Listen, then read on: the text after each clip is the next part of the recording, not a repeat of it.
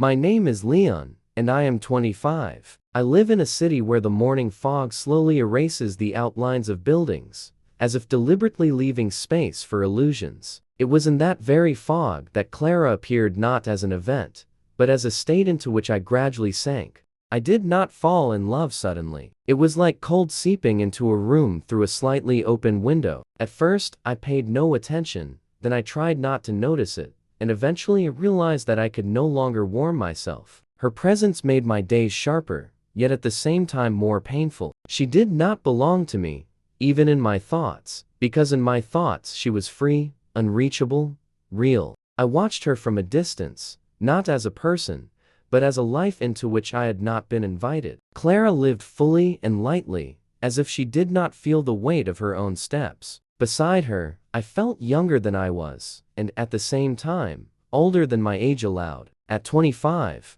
I suddenly learned that silence can be louder than any words. I did not dare to call it love out loud, but inside me, there were no other words left. This feeling did not demand a response. It simply existed, like pain that requires no explanation. I knew that for Clara, it was only part of the background, a random silhouette on the periphery of her life. Realizing this did not destroy me at once, it erased me slowly, day by day. Sometimes I caught myself thinking that I loved not her, but the version of myself beside her, calmer, more attentive, more alive. Unrequited love exposed my loneliness with the honesty no mirror reflection ever could. It took nothing from me, but it gave nothing either, except clarity. Now understand that the story was necessary. At 25, I learned to accept feelings that have no future, and not to devalue them because of that. Clara remained where she belonged outside my life, and I remained with myself,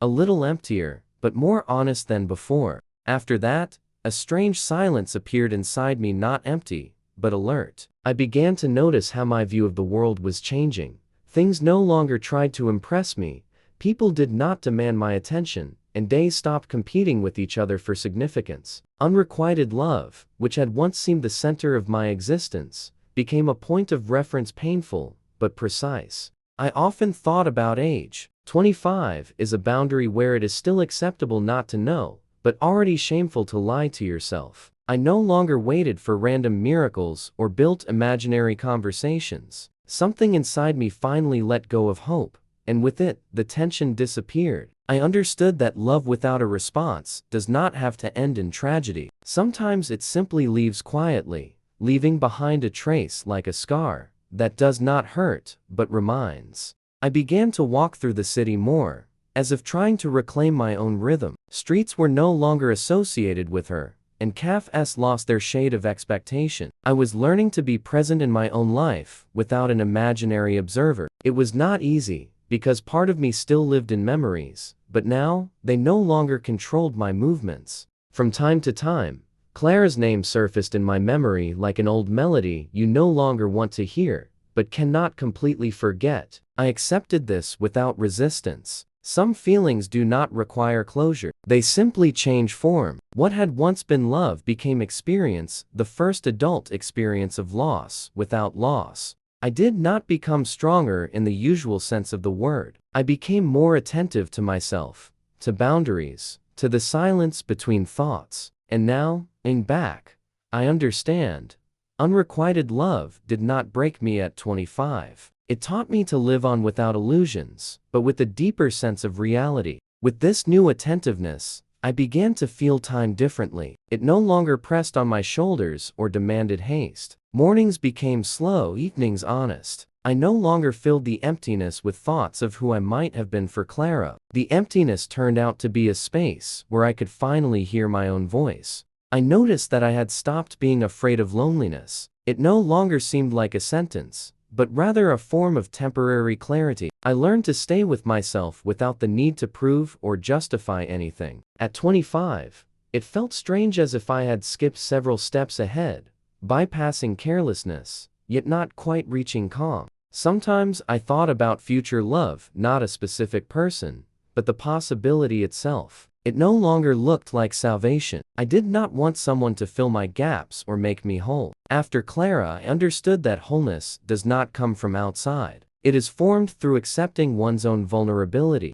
My life gradually returned to simple things: work, movement, chance encounters that promised nothing. I allowed myself to be unnoticed and uninteresting, and there was relief in that. I no longer tried to leave a mark in someone else's story without being certain of my own. Clara finally became part of the past, not as pain, but as a boundary I once crossed. I did not know whether I would ever meet her again, and it no longer mattered. In my memory, she existed calmly, without demanding to return. Over time, I stopped counting the days since that story. It was no longer the point around which my life revolved. I noticed a sense of inner balance emerging, fragile, but real. I no longer look back at the past with the hope of fixing something, only with an understanding of who I was then. I began to accept my age without haste. 25 no longer felt like a transitional state between youth and something serious. It was my time,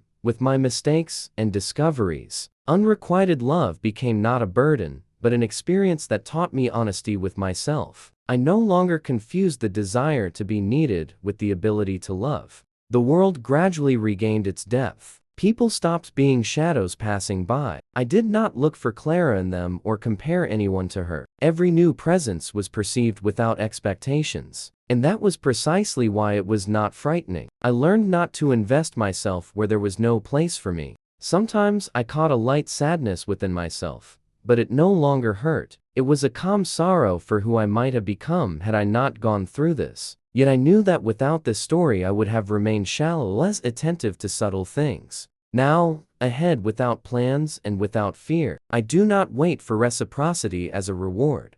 Nor do I fear its absence. I simply live, allowing feelings to come and go, without trying to hold on to them by force. At 25, I had not yet found love, but I had found support within myself, and that turned out to be enough to continue the path forward calmly, without illusions, but with open eyes. The final rejection did not come as a blow, but as a cold confirmation of what I had long known. It did not take the form of harsh words or dramatic gestures. It was an awareness that left no room for doubt. At that moment, something inside me finally stopped, not my heart, but my movement toward hope. After that, I lived for a long time in a state of inner stillness. Days passed, but they did not settle in my memory. I woke up with a feeling of heaviness, as if a shadow had taken up residence inside me with no intention of leaving. I did not return to thoughts of Clara deliberately, but she appeared on her own in the sounds of the city, in random scents, in the silence before sleep.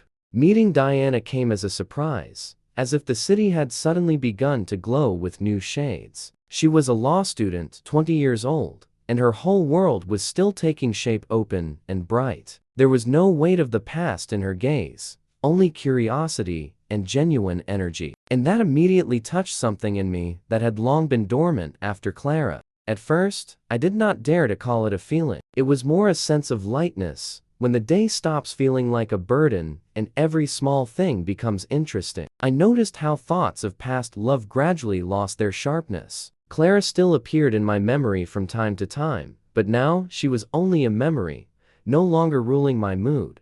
With Diana, the world seemed to shine with new colors. We laughed together at small things, talked about books, listened to music, and in this simple coexistence a joy appeared that I had not felt in a long time. She did not know about my past, and I had no need to explain it. That gave a sense of freedom to start from a clean slate. Most importantly, with her, I was not afraid to open up. My feelings, which had previously remained unspoken, could now exist without pain and without fear of rejection. With Diana, I understood for the first time that it is possible to move forward without devaluing what came before, but rather seeing it as preparation for something new. The world began to bloom with colors I had not seen for a long time, and I felt that now my heart was ready to live, to love, and not to fear answers. I was struck by how long pain can last when you share it with no one. I did not seek sympathy and did not want explanations. At 25,